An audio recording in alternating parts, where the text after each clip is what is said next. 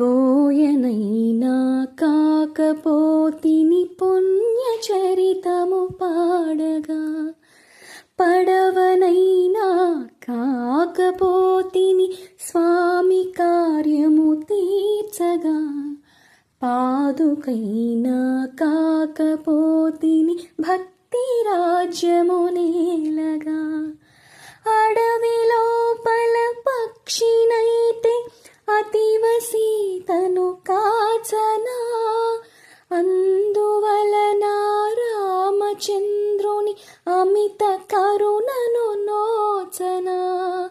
కడలిగట్టున ఉడతనైతే బుడత సాయము చేయనా, కాలమెల్ల రామభద్రుని వేలి గురుతులు మోయనా.